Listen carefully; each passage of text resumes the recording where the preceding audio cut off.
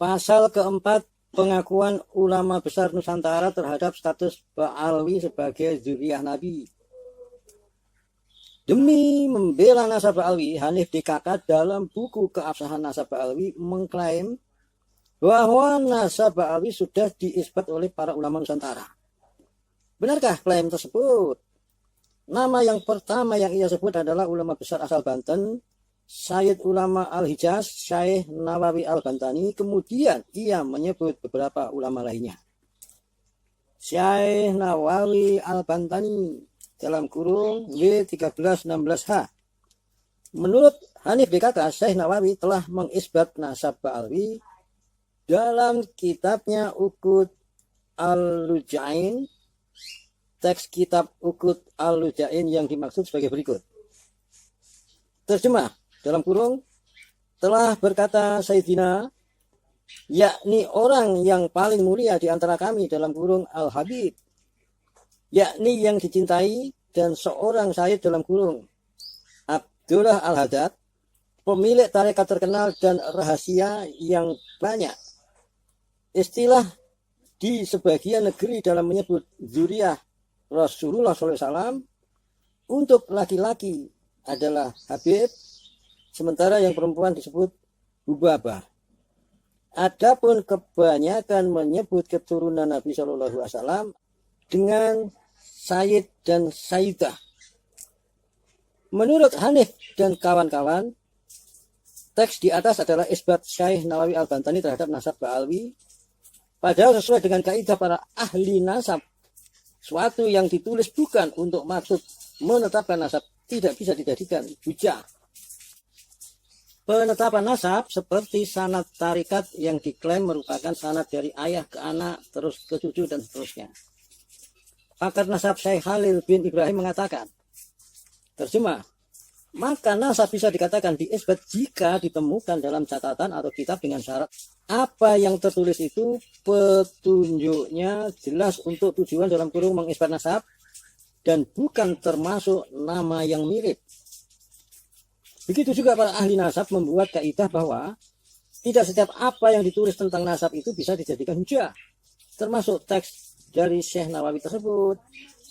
Syekh Khalil bin Ibrahim dalam kitab Muqaddimah fi Ilm Al-Ansab mengatakan, terjemah, tidak semua orang yang menulis nasab itu bisa dijadikan hujah, dan tidak semua yang ditulis sah untuk dijadikan hujah. Ditambah kitab Uqud Al-Lujain itu bukanlah kitab nasab, sedangkan sesuai kaidah para ahli nasab, nasab hanya bisa diisbat oleh kitab-kitab nasab.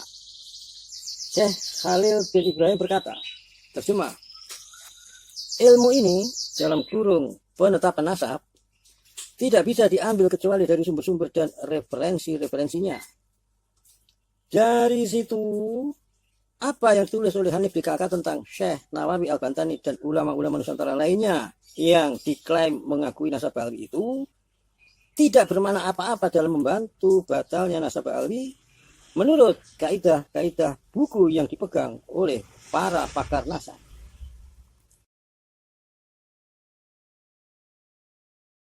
Syekh Hasyim Asy'ari dalam kurung W1366H. Ulama lain yang diklaim Hanif alatas DKK mengakui nasab Ba'alwi adalah Syekh Hasyim Asy'ari. Menurut Hanif DKK, Syekh Hasyim Asy'ari pernah mencatat nama seorang Ba'alwi dengan sebutan Sayyid. Sedangkan sebutan Sayyid itu adalah untuk ciri keturunan Nabi. Maka berarti Syekh Hasyim Asy'ari telah mengisbat Ba'alwi sebagai keturunan Nabi. Betulkah silogisme semacam itu dibenarkan oleh para ahli nasab? Benarkah ketika orang itu menyebut Sayyid maka ia telah mengisbat orang itu sebagai keturunan Nabi? Ternyata para ahli nasab dan ahli fikih tidak menganggap sah penetapan nasab dengan hanya berdasar panggilan Sayyid atau Syarif. Imam As-Subki dalam kitab Fatawa As-Subki mengatakan,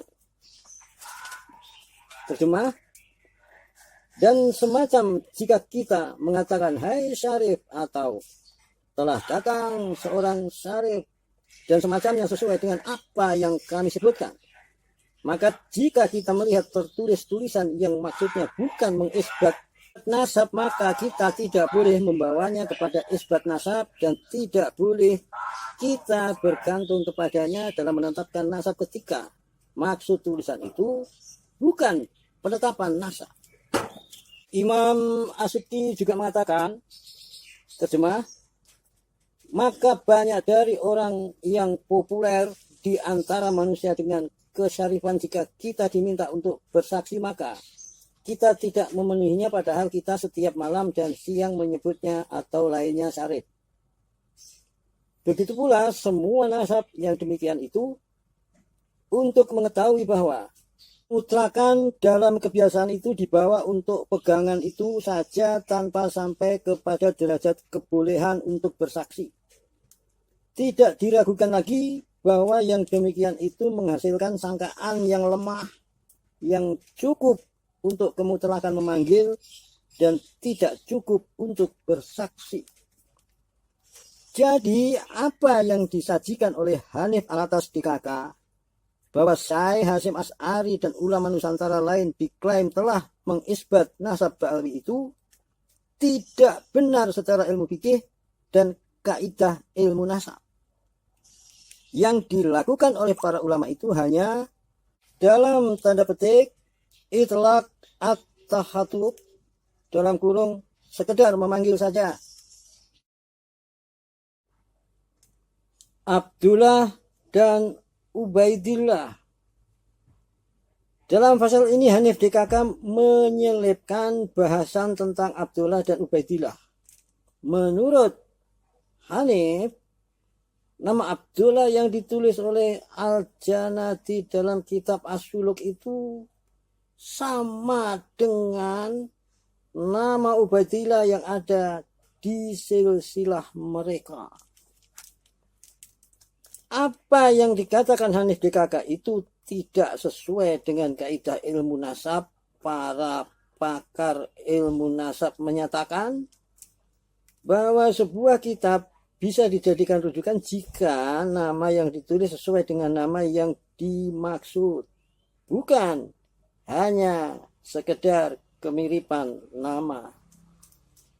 Pakar nasab Syekh Khalil bin Ibrahim mengatakan, terjemah, maka nasab bisa dikatakan diisbat jika ditemukan dalam catatan atau kitab dengan syarat apa yang tertulis itu petunjuknya jelas untuk tujuan dalam kurung mengisbat nasab dan bukan termasuk nama yang mirip. Jadi terlepas dari tidak sahihnya nasab Syarif Abdul Jadid yang ditulis Al-Janati sebagai ciri dari Abdullah bin Ahmad bin Isa, selain itu ketika Ba'alawi berhujah dengan kitab As-Suluk ini tidak sah karena nama yang dikenal keluarga Ba'alawi adalah Ubaidillah, bukan Abdullah. Keduanya memang mirip, tetapi beda orang. Demikian menurut kaidah ilmu nasab.